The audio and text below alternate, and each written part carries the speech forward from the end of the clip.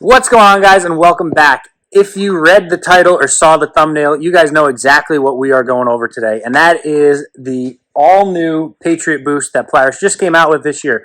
So everyone was kind of anticipating this coming, as, you know, it's just kind of rumors spreading around, and Skeeter did it a couple of years ago. So Polaris did jump on board, and they have designed one hell of a motor and turbo setup to put in these things.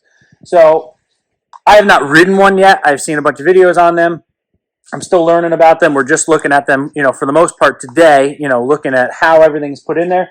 But it's super awesome setup, and I think it's, you know, it's just where the industry is going. You know, a lot of the aftermarket turbo guys, you know, I mean, they've been turboing these things for quite a couple of years now.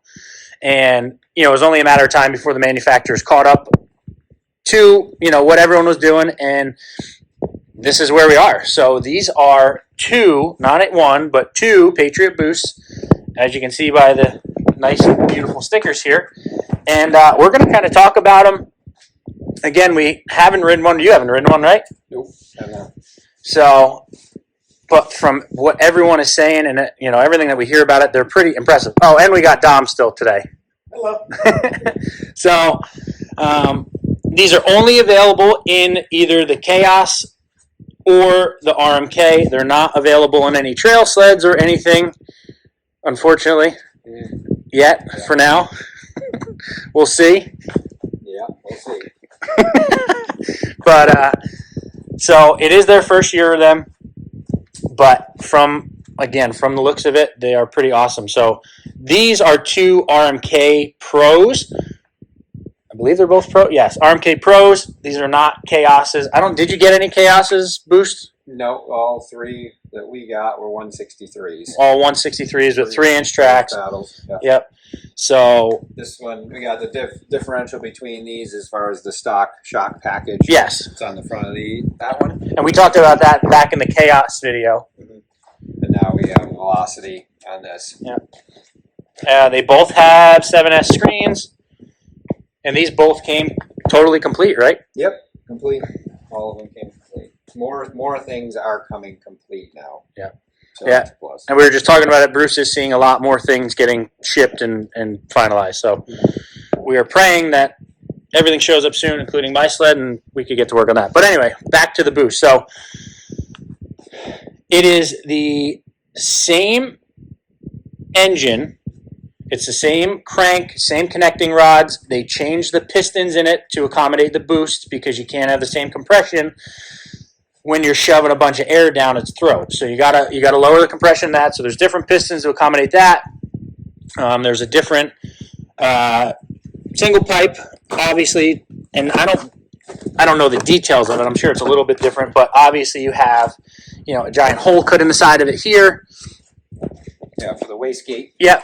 Yeah, so that's their smart boost. So this is their, you know, wastegate. So from my understanding of it, before the turbo gets spooled up, it will just flow air through there, which will be technically like a naturally aspirated. And then once that turbo gets wound up, that'll close off, and then it'll be all boost directed. So Bruce is taking everything off. But as for the motor, it is the same main bearings. It's same bearings. Everything inside is all the same. It's just pistons. I don't know if the head design is the same. I'm not 100% sure about that one. Yeah, the single pipe is definitely different compared to our trail stuff. And then on top of the engine stuff, they also came out with a new clutch this year. Which... Yeah, what they have is it's similar to like on a Razor where we have a bearing at the bottom of the clutch. So what they're trying to do is, you know, my thing with clutching is always, you know, a good tight belt. We're going to go over some of that at another time. But, you know, where you have to adjust to keep your belt deflection proper. Well, what they did with this one is they basically eliminated that. So what you're doing now is the belt is tight super tight, just like on a razor. So because you never adjust a belt on a side-by-side. So they have a bearing at the bottom of the clutch down inside here. So when this is turning, the belt is on a bearing. So no matter how tight this belt is, which is basically the way it is going to be all the time, it won't creep. You know, because on a too tight of a belt on a normal snowmobile, the sled will want to creep, or you'll make you'll hear a squealing noise, yeah, where you know you got your belt a little bit too tight. Because a tight belt is the simplest performance. Well, in this case, they must have figured, one, it's going to stretch a belt a lot, so you're going to have to keep adjusting. So they instead decided to make it where your belt clearance and your tension is just always there. So it is optimum for all the power this is going to have. So looks quite a bit different too with the change in the openness here. Yeah, open the spider up. Mm-hmm. What would you call a spider or cover? This is the cover. Yeah, spiders in there, right? Yeah. So that is.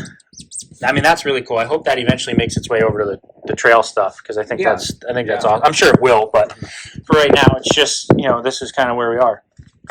So as for RMK, I mean, this is a slash as well. So yeah, slash meaning they slashed a bunch of weight. That was their idea. So usually under here, our coolers are going to whatever level of length of snowmobile. Now this has no cooler underneath. The cooler ends at the gas tank. So the tail of this sled is so much lighter now because of that. Mm-hmm. Again, trying to make things just feel better and be more responsive jumping out of the snow. Yeah, and just moving them around, you could tell how much lighter they are. Yeah. And from someone that doesn't know anything about sleds, Dominic's learning. And I said, "Do you think this sled's heavier or lighter?" And he's like, "That'd be heavier because it's bigger." It's not at all. It is way lighter. So they definitely are onto something there. But as for power, they're claiming, and again, this is just what we're going off. It's 10% more horsepower at sea level, and that carries it all the way through 10,000 feet. So if you are on this boost at 10,000 feet and you're on a naturally aspirated 850 at 10,000 feet, this will have 50% more horsepower up there. Yeah, it goes from 10 at sea level, and then slowly gets more and more till 50% more. Right. Which then, and I just thought about it now, I mean, that's going to save you changing clutching all the time too, constantly. If it's going to maintain the same power, your clutching should be really close, from 0 to 10,000 feet. Yeah. What happens after 10,000 feet? I'm not sure, but. Yeah. So it is super cool to see how they did everything and jammed it on in here. And this is a fully built Polaris turbo. It's not like any other aftermarket brand. I'm drawing a blank on any other ones that are at this moment. So this is a fully designed Polaris turbo. So I mean, I'm going to try and get you guys in here. So this is your standard intake. That's your normal intake. Comes around here. That'll feed your turbo. And then your charge pipe will be, I don't even think I could get to it. No, I can't. I don't think you can see it. It's in there. Oh, there you go, a little bit. That's going to come, your charge pipe's going to go in there. It's going to go into your intake and down into your engine. So, super awesome. I think it's, again, it's just the way that the industry's going, and I, hope to, potentially get my hands on one this year and try it and let you guys know how it feels, because from what I see, it seems pretty awesome. But this one came with electric start, as you can see. I believe that's a QD2. But that's that. That's the boost, kind of in a nutshell. Yeah, there's, it's all about the power and keeping those guys in the mountains to have what they want without having to go someplace and bolt it all on. Right. And with the smart boost, with having this big wastegate here, there is no lag time, because you're going to get instant naturally aspirated horsepower, and then it's just going to automatically switch over to the turbocharged, horsepower. So the guys that have, ridden it, they said there's no lag time. It's super responsive. It jumps right out, anytime that you want it to jump out. And they are, super, super happy with it. So as the year goes on, we'll get, more reviews, but that's how they stand. That's where they are. So super excited for the mountain guys to get their hands on these and, and put them to the test. Yeah, for sure. So, but I think that's it. I think we covered everything already. They're just they're bad units. They're ready. They're ready to rumble. So that's gonna do it. You guys have any questions? As always, drop them in the comments. We will, I'll get back to you, or if I can't, I'll get with Bruce and we'll get you an answer. But that's gonna do it. Make sure to like, make sure to subscribe, and we'll see you guys in the next one.